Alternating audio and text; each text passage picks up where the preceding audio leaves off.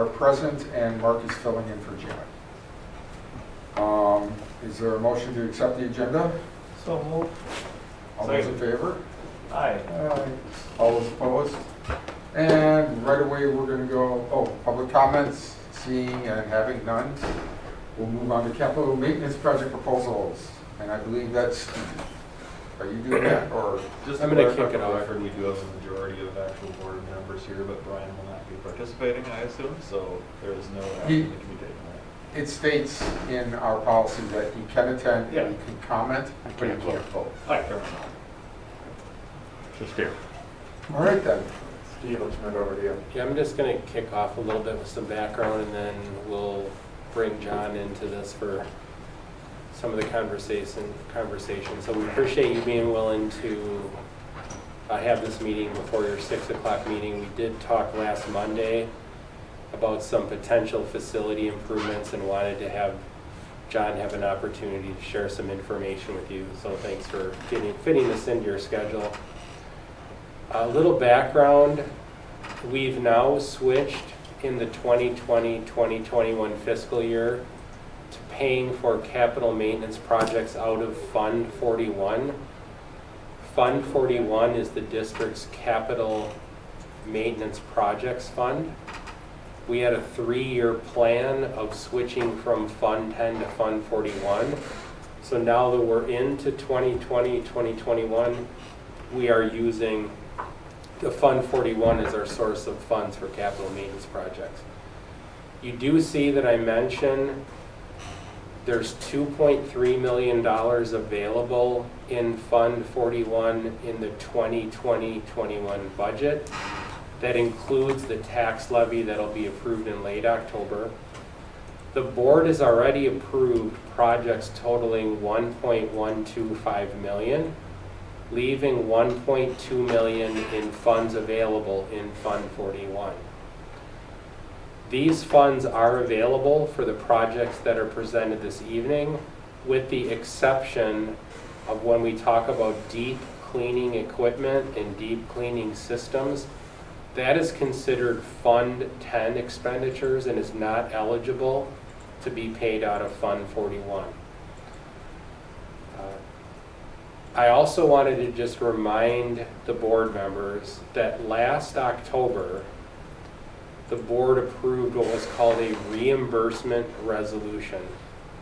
That reimbursement resolution was for specifically district-wide maintenance projects. That reimbursement resolution was passed with the concept of a November 2020 referendum, and capital maintenance projects that potentially would have taken place in the summer of 2020 could have been reimbursed back to the district through a bond referendum that was approved within 18 months of paying the invoices.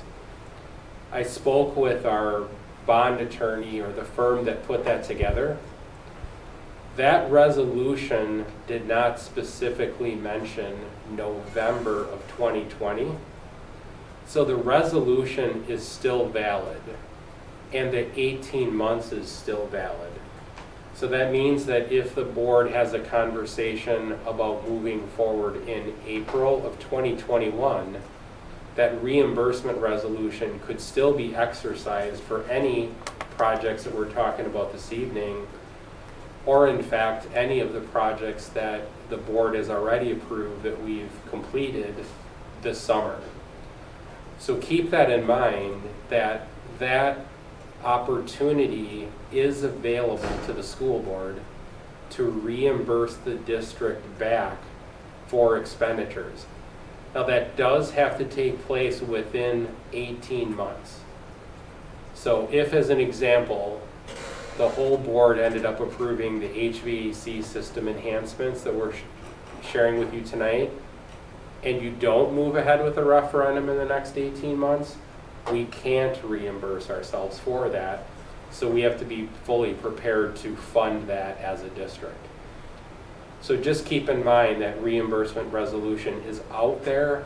It's something that's already been passed by the school board, and it is definitely a very viable option to consider. We'd like to jump into a couple of different items to talk about this evening.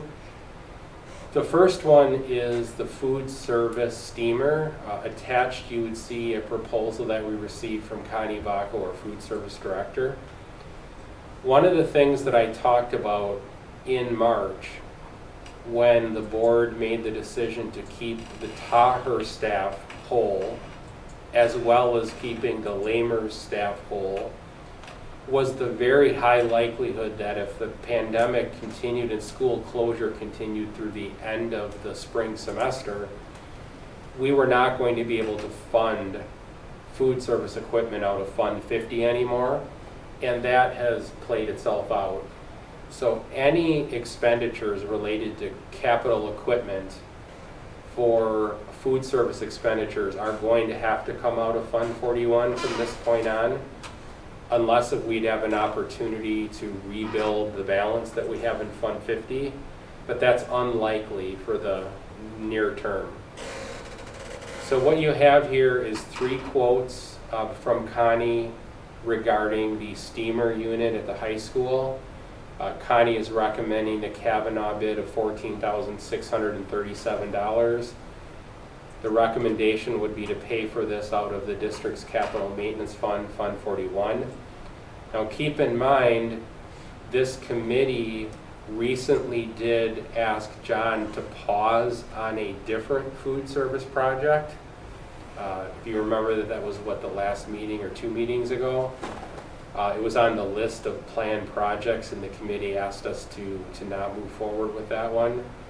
So we did not expend all of the capital projects funds that were originally identified from the board. John provided a list of where we were with all of those items. But this has popped up recently and we're asking for your consideration to move ahead, add this to the list to go ahead and replace the steamer at the high school. Any questions from any committee members? What does a steamer unit do? Any questions that don't involve me describing kitchen equipment and what it does? That's a great Connie Well, it's a dual, I don't know. I'm guessing it's a dual combination oven steamer set up, so it's got 2 units to it and can provide both functions. I'm On guessing. the diagram and explanation, it said it can put 10 trays of food in and cook them. So you could be cooking vegetables, potatoes, that sort of thing at one time. I guess my question was, how critical is this piece with the way we're going to be opening up school if they're going to be doing box lunches versus hot lunches? And so is this something we could at least not vote against, but postpone for the short term? This may be similar to the dishwasher unit that we talked about earlier. So since that time, I've engaged with AC1 and CRM to come to us and provide, so in the end we can have a priority of what items are needing to be replaced. That's what we talked about. So they're actually providing to me a preventive maintenance plan going forward. I'm not sure of, again, with this, Connie and Steve have a need, obviously, for presenting this, and it's a piece of equipment that should be replaced. But just overall, so you guys know that we're preventive maintenance plan, trying to move forward with that, and would actually like to engage with AC1 CRM to do that. And I would not know at this time where that piece of equipment falls into in that study. The one thing that Connie did mention in her cover memo is that we do provide meals to the community center, the senior center for the village, and we have a contract with Dane County. The meals come out of the high school, and this unit is used in preparation. Now, it is possible, depending on what decision is made tonight, we could do that somewhere else. I don't know enough about the total number of, do we have one of those in the intermediate school? Maybe, that we could use in the interim. I'm not familiar enough with the equipment across all the kitchens and how that may work. So it is possible that I could engage with Connie in on that question to find out where this might cause them to have to cook in a different location, depending on if you do approve this or not. But she did indicate that she has been trying to repair it and kind of nurse it along, and it's kind of an end of life, basically.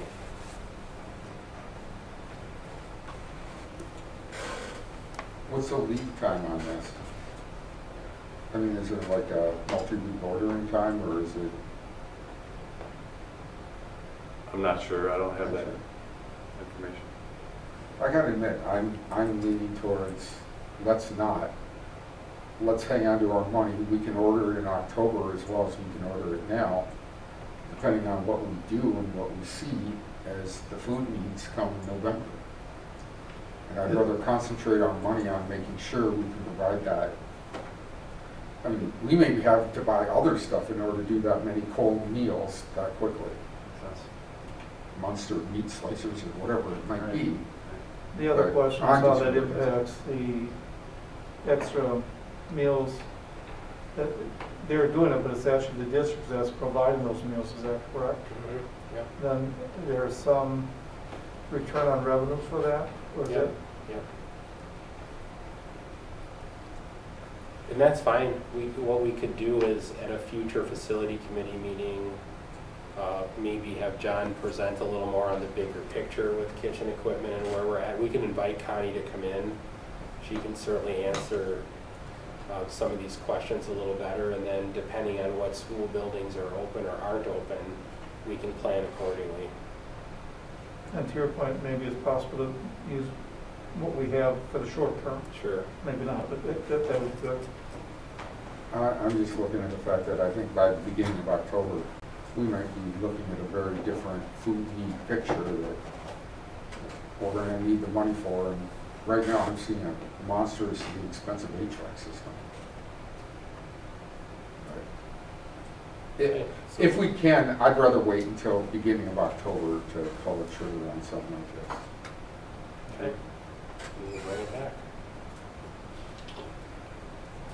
Okay, next, Rebecca, if you want to go back to the main agenda, please. So, what you see here is a proposal to add door access controls to this building, and I'm going to have John talk a little bit about where that would go and what that would do with the building access here at Bethel Circle. Okay, sure. Excuse me.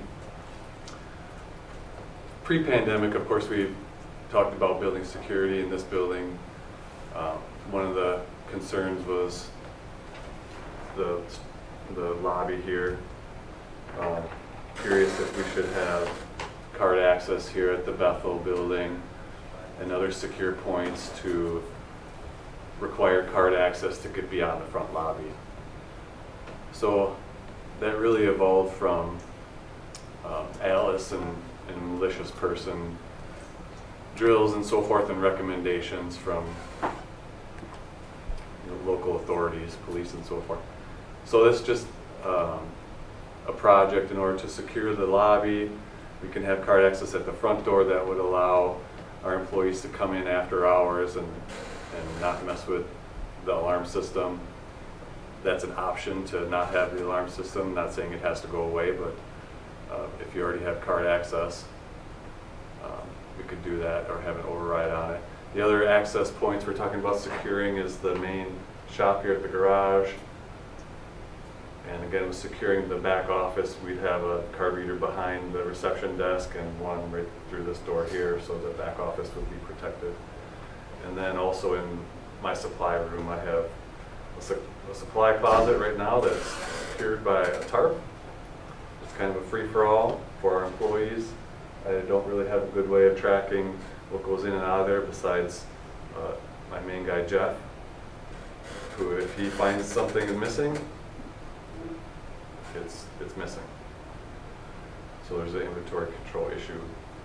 So that's really where that originated from, was securing the lobby and securing our inventory.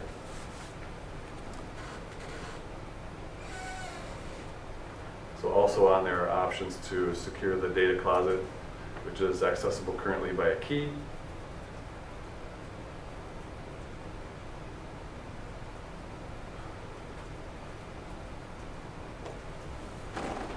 Comments?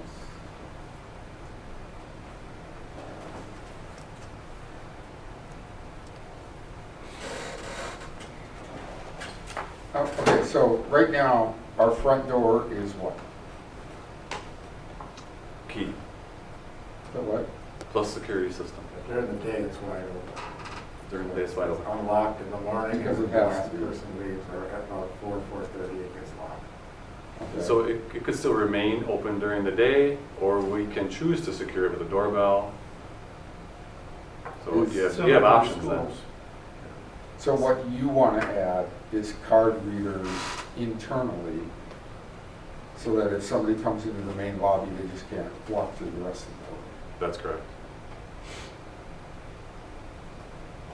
And the And data, and the again, data center allow and the supply. Access that might be a card for those who need to come in. Say it again, Mark. Said access after hours for staff who need to come in via card. Correct. If that's And- the and- model we choose. And then it's more, be non-key, I'm assuming it's a more secure lock system then? Well, it's the same amount of lock system, it's trackable, that's the function is, who came in at 7 last night and the copier is gone? Yeah. Well, we would know. I wouldn't use my card if I was coming to school. So hopefully you would be deterred. That's- Uh, Like at the intermediate school, we've gone 100% camera and card access. There is no security system at the intermediate school. Is any of this under the funding from the programs we got into for, what was the word for it? Homeland Security. Well, it wasn't Homeland Security, I think it Right, was but the that- state stuff and all that about securing the schools. Like the safety Or is grant. this straight out of our Fund 41? This would be out of our Fund 41. We fully utilize the safety grants 1 and 2 and have more than we need in costs to put to the CARES grant. So this would definitely be, if we choose to do it, it would be a Fund 41 project. I gotta say, in any other normal time, I would say yes. I'm being paranoid.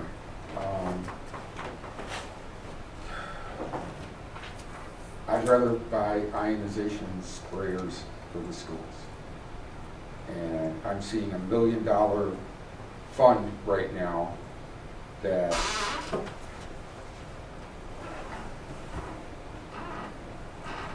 I guess I would agree. This is the kind of thing I'd like to have, but I think it's maybe something to delay till we get through this pandemic and then make it a priority the next budget cycle. I agree with the concept of, you don't want an unsecured door sitting there. I'm surprised, am I misunderstanding here, but the front door under this, okay, so the main entrance will have a card reader, a panic bar, electric strike, and data.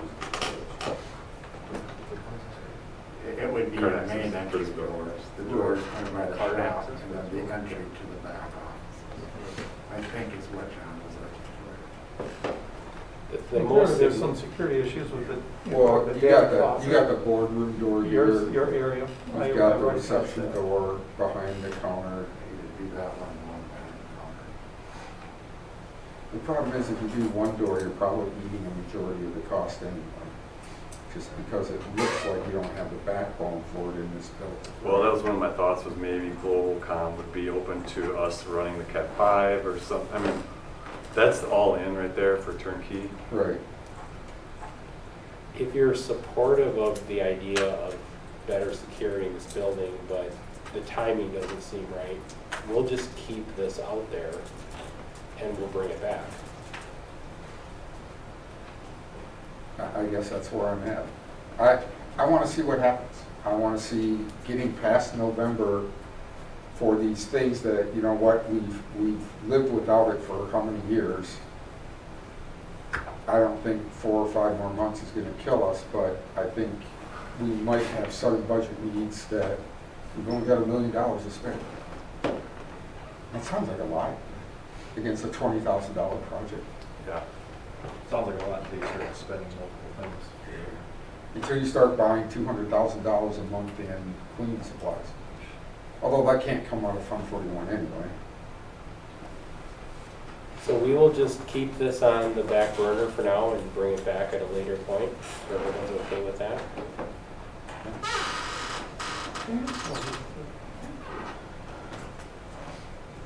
So the next agenda item was one that we talked about last Monday.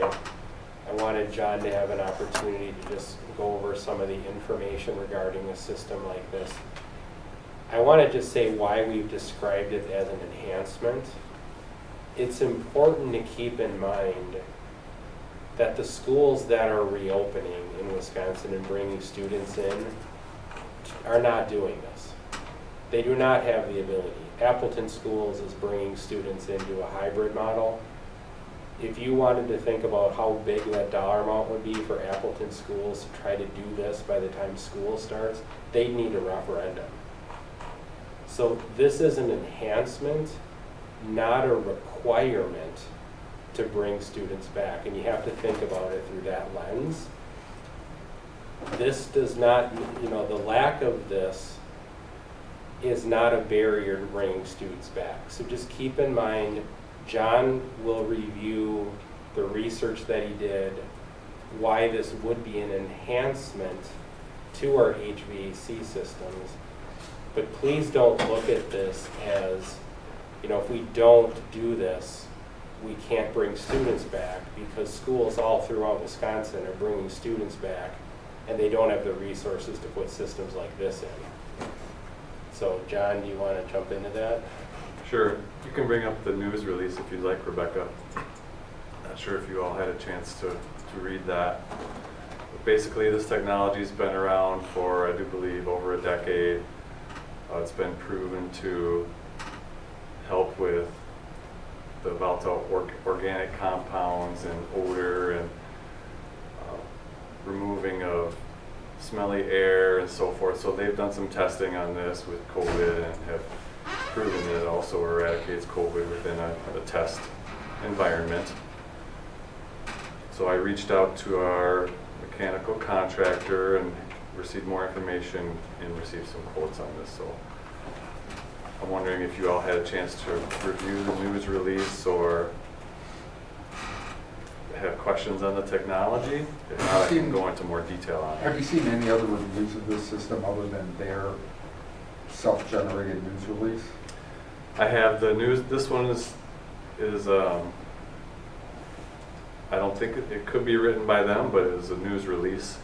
I would say, since it's got Kevin Boyle's name on the bottom of Global Plasmas It does have their Solutions, contact at it the probably bottom. was. Yep, Yeah, no. it does have their contact at the bottom.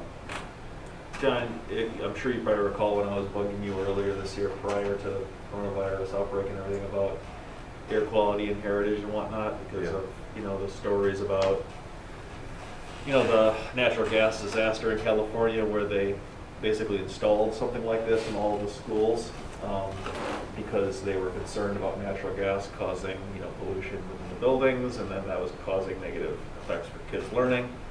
So they installed all these in all these places, something similar to this, for not COVID reasons, but for just air quality reasons in general. So, Dave, I guess to even answer your question, one of the things that I'd heard of this before is because this is what they did out in LA. And the consequence of that is that the study that they had was improvements in air quality were actually significant enough to improve test scores in kids because they were able to breathe better while they're in school. So regardless of any issue with what we're talking about doing it for now, this is something that I was talking to John about prior to this happening, to see what exactly we had in the buildings in terms of air circulation, purification, and whatnot. So even regardless with COVID, this is probably something that's useful to consider anyway, because there has been scientific studies showing that air purification has demonstrable positive effects on the learning environment and how well kids do at school too. So. Well, I remember all that. Right. And I agree with you. It's too bad we weren't on track to just get rid of heritage. Right. But Is there any way that, we're like, not. I mean, we're gonna have heritage, even if we did a referendum this spring, we would have heritage until the following school year anyway. We'd So be it's able at to, least 2 years out. Save to this for the replace next heritage. building. we'd be able to repurpose anything installed into Heritage, for sure. We'd pull it out. Oh, yeah, you could pull this system out and put it in again, that's true. The bidding you got is strictly for the high school though, is that correct? No. The high school is the official quote, and then our mechanical contractor ballparked the others based on that one, but, you know, with this short time frame, he didn't have time to run through the other 6 Okay, buildings. so that's a guesstimate for what cumulative it would be? It would be a very close estimate, For which yeah. schools? All of them or just like All. Heritage too? Heritage included, I verified that it would work with the Univet system, yeah. Oh, hold it, so his total price of 800,000 was all of them? All schools installed. Then, Because his not ballparks including- doesn't have the Not high including school. the wiring, I'm sorry, I can't. Oh, go ahead, I'm sorry. not including the wiring. I do believe powering it would be on us, correct, separate. And It then requires what 120 that would be. My electrician or we would contract somebody just to install 120 volt. It needs to just plug in. Oh, so it's not significant. Correct. It needs an outlet or a hardwired 120 volt. Yeah, but you're talking 10, 14, 22, 42, This is why he chose this. 104, 120, 220. You're looking at over 220 outlet locations that are going to be in a ceiling in an area that, while probably easy to pipe, is maybe not next to the nearest electrical panel. What's the count on, Dave? 220 it looks like, For 2020 what though? locations. Because he's saying here, 4 DOAs, 2 MUI, 2 high return units, and 102 heat pumps in the intermediate school. Nice to have. I defer. So if every one of those has a device and every one of those requires an outlet, you're at 240, and that doesn't include the high school yet, because he didn't list the high school. And I find that hard to believe you'd be able to get 4. I gotta figure the high school's worse, or at least equal to the intermediate. So you gotta figure you're probably sitting in the 350 to 400 range. And normally in a house, they're gonna charge you $40 an opening. So that's 40 times, say, 400 at worst. So $16,000 minimum. I gotta believe it's more than that though. Usually wiring up units like this is not drop an outlet that's cord and plug connected. Is that what they are? Is that from this letter, Dave? Yeah. The not Scroll all the way down. from the NAMI one? With the counts on it? Yeah, see if you go down there, he's talking, he lists the number of systems in each school. Is that your next item though? No, that's part of this proposal, isn't it? Correct. Well, keep,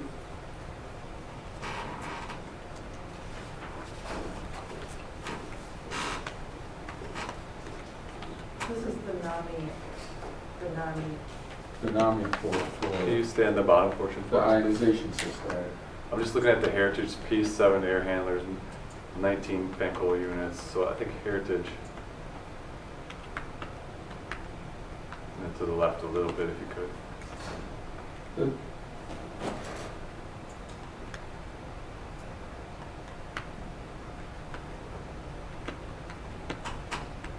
Although that doesn't really make sense when we gave the scope of work of saying GPS ionization system for 25 air handling units.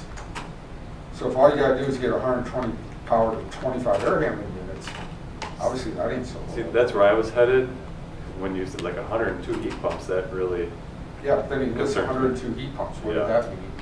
so I can verify, Is from there my something there? perspective was it was at the air handler, so we can see how that works at the intermediate and Heritage. But then they're saying the power supplies are within 6 feet of a cooling coil. So I'd have to engage with those, I'd have to engage with the mechanical contractor to see precisely where these would go and how many units. The nice The thing intermediate heritage is a question mark for me. The nice thing is you can provide any type of voltage to it, which means you're going to be able to use your shortest thing.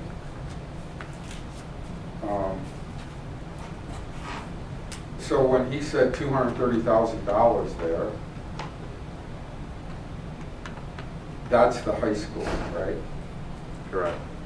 And then you add in the other ones to get to the roughly 800,000. Correct. Yep.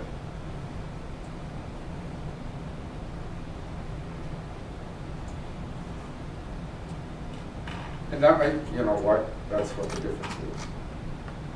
The old high school probably has 25 large central air handling units. They don't have a heat pump system. If it's got to be on the cooling units, it's got to be on the heat pump, each one of them. Either way, I doubt you'd be able to get an electrician to do that for under $100,000. By the time you got to go to that many locations and install that much electrical. So is $1 million for this system that will enhance what we have, but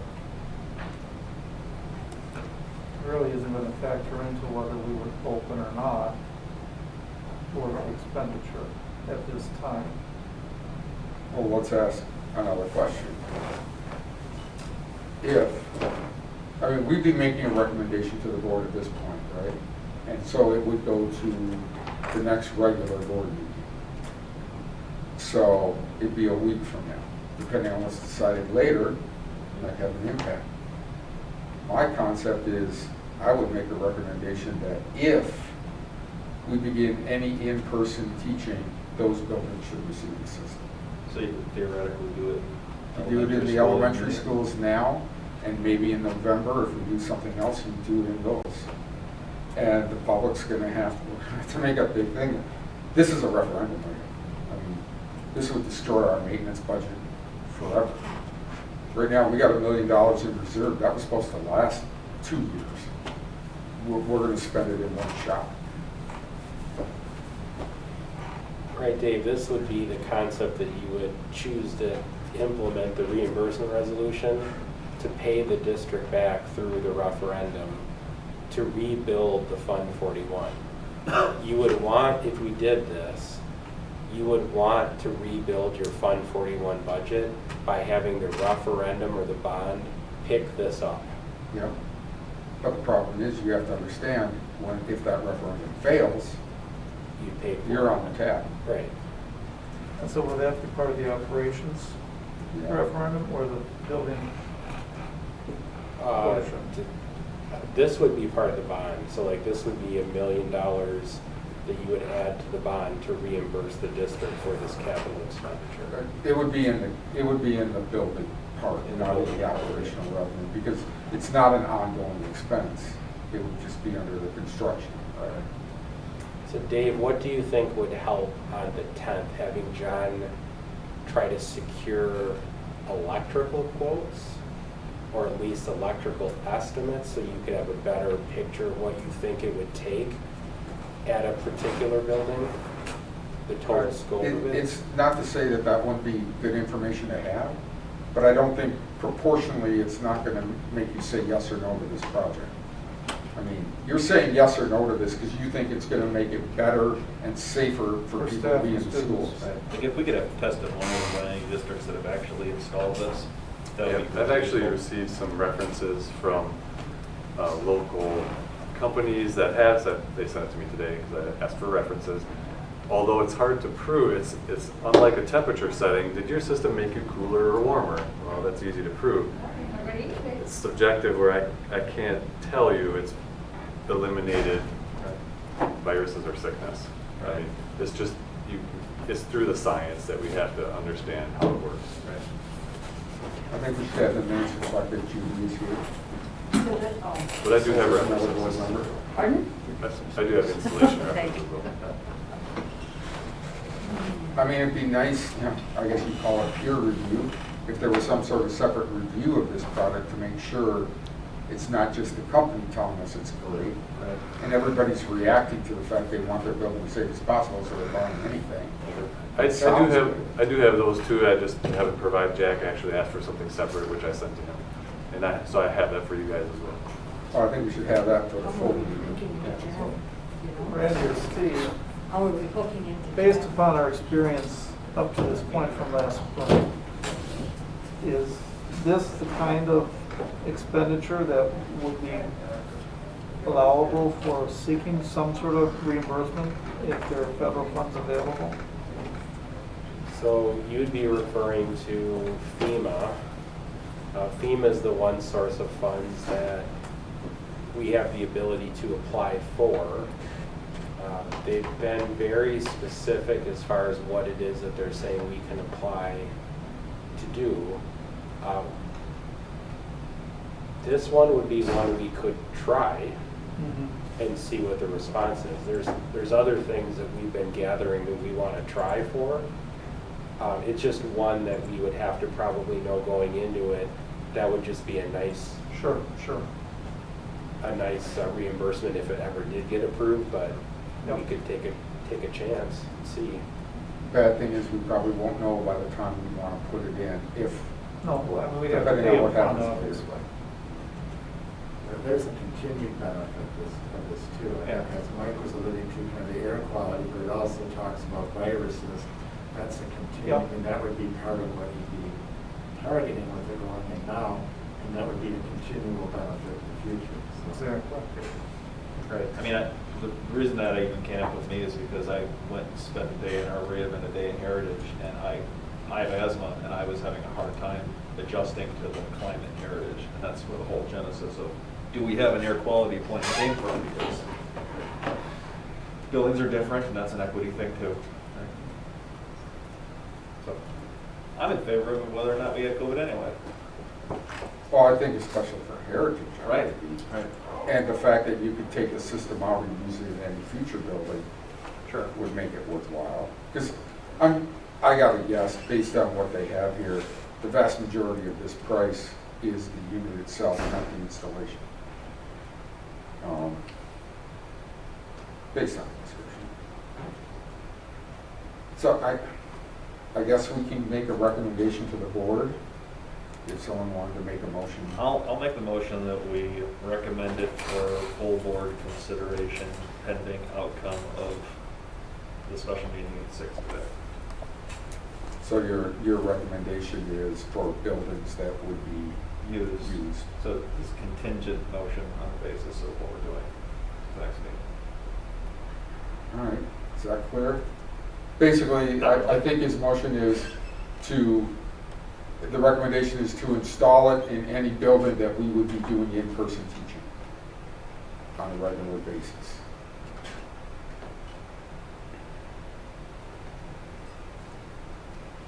Is there a second? Second, but I guess point of clarification, so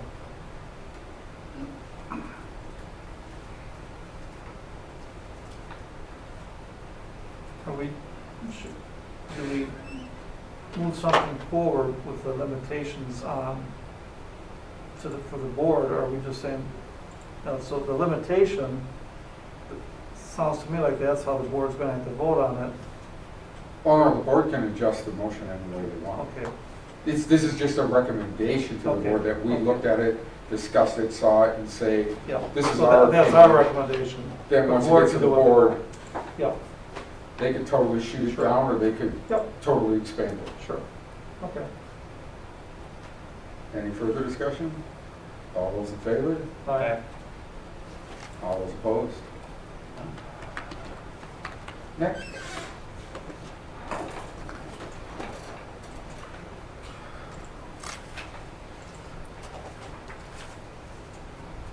Next topic is plumbing. We do some just fixture counts in here, but I want John to get a chance to talk to you about what it is that he's referencing as far as some fixture replacements. And again, the thing to keep in mind is if we move ahead with the HVAC, the total scope of the HVAC in every building and the plumbing in every building exceeds the amount of funds available in Fund 41. So if there was an interest, we have to work within that 1.2 million that is available. So just keep in mind the scope of this item and the previous item exceeds that dollar amount. So John, do you want to describe what these Sure. fixture counts are and what the thought process is here? Sure. So when the COVID pandemic came down, I started analyzing how many touch points we had as it relates to kids and staff touching our facilities and what they use to, as they walk down the halls and use the restroom. And so I've come up with the amount of faucets that are not touchless currently, auto flushers, soap dispensers, paper towel dispensers, and drinking fountains. So really what you see on the bottom right is a number to replace all those units. This is hardware only. So this is again installation not included with this hardware. Many of the items can be done by our staff, but it depends on the timeliness that we want to get these things in.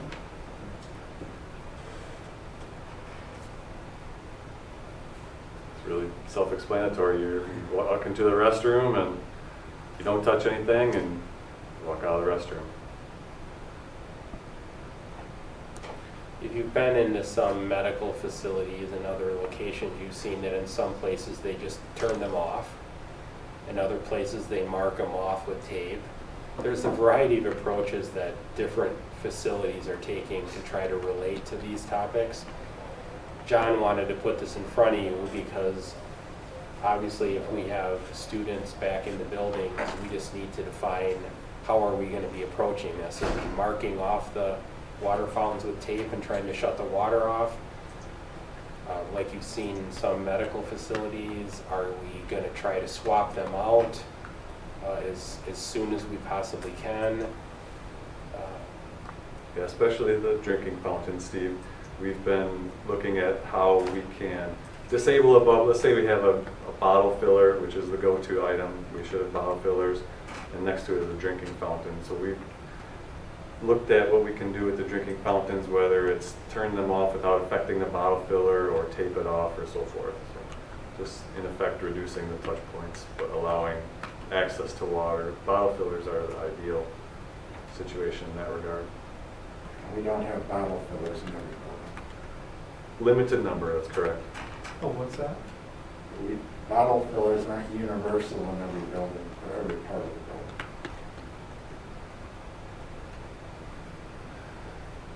If you're gonna have kids, they're going to have liquids. I guess that was, I'm looking at that as one area that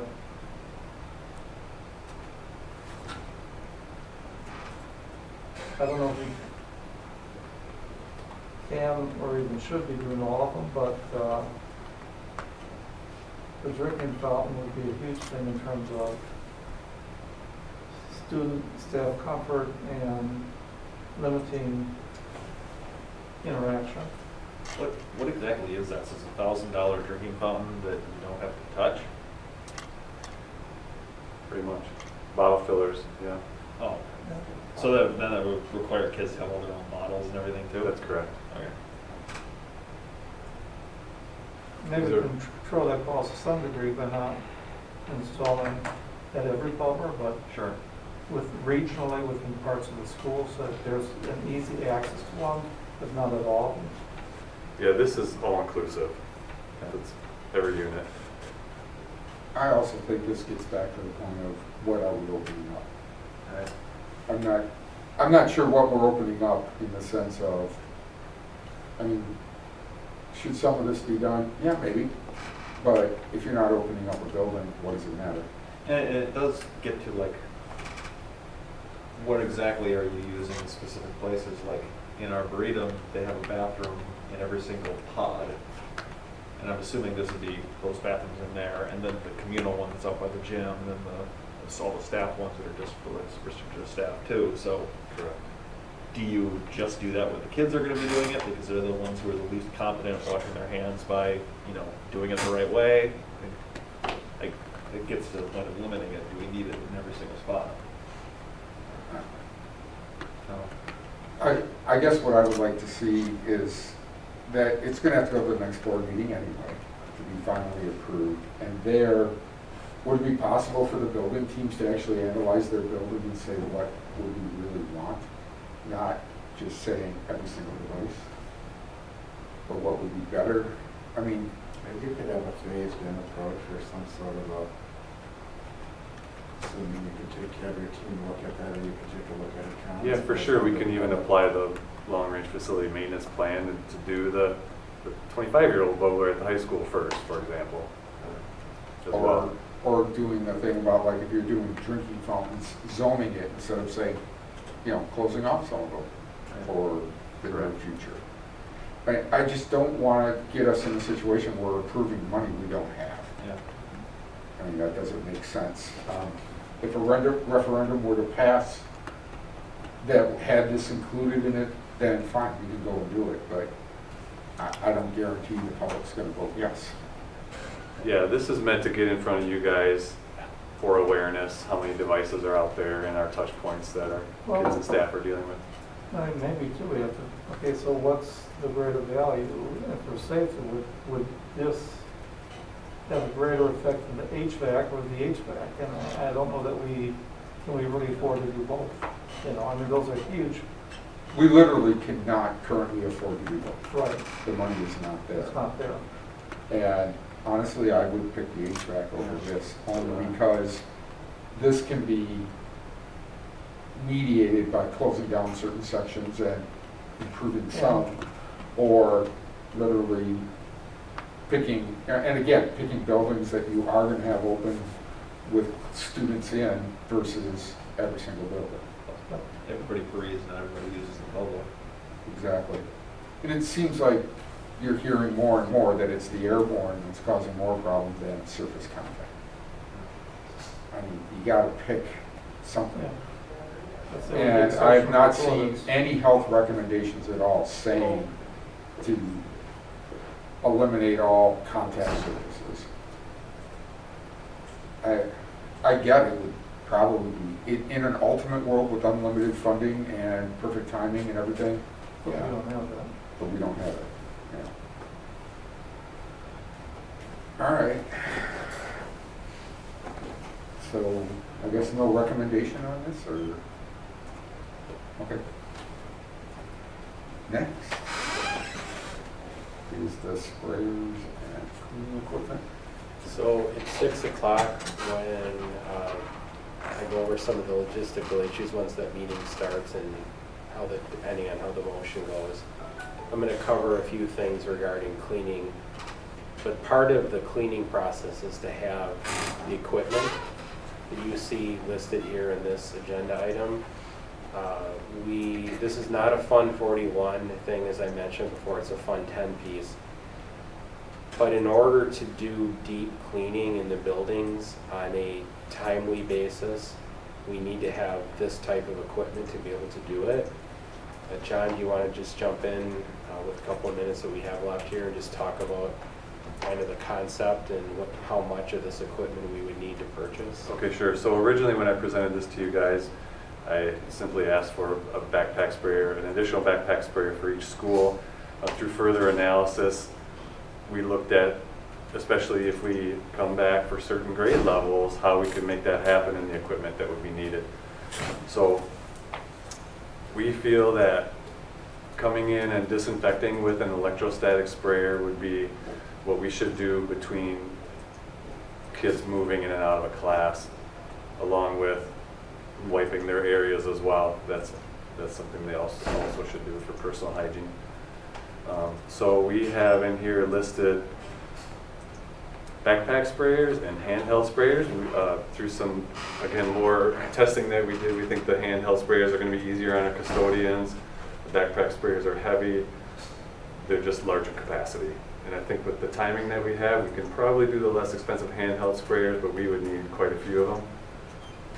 And I can I'm not sure if there's a spreadsheet with the cost in this presentation. Well, the backpack was $2,000. How much was the handheld? 800 for the handheld. 800. And how many handhelds are you talking? I think that's on the first thing, isn't it? Was there a number in the? Yep, there. It was very small. 20,000. Here's 2,000 for the backpacks. And it's be slotted to the left. Oh, left, thank you. My question, are those a sufficient number per school? This Meet would, the need? this Or is, yeah. Or is this a minimum number? This would be the minimum number, but I feel it's sufficient if we are getting in, you know, and spraying down between classes or between A and PM. So you're suggesting the 20,000 for the handhelds and also buying 4, 5 of the backpacks? Yeah. So we're looking at $30,000. Well, that could be an and or, Dave, because the backpacks are available, but the handhelds are not. So I think if the backpack number is on there, if we were to scale back somewhere else, we could get a backpack and 2 handhelds and so forth. So that's not an and, I'm sorry, we're not to and those together. Oh, so you got a 3-week lead time on the handhelds. Correct. So they could be here prior to September As 7th of, or whatever. as of last As week. of- Right, Yes. right. Motion to buy the handhelds. Second. All those in favor? Aye. All Aye. those opposed? And our recommendation is to buy the handhelds.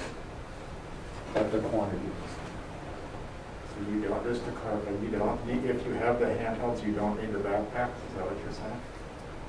I don't feel we do. Steve, do you agree with You have that? the handhelds, or they don't? The handhelds are so much easier for Yes. the custodial staff to Yeah. operate. Good choice. All right. And is that the last? No, there was more in that list. Oh, no, that was all just That's their it. description of different ones. Okay. All right, motion to adjourn. So move. All in favor? Aye. Aye. All those opposed?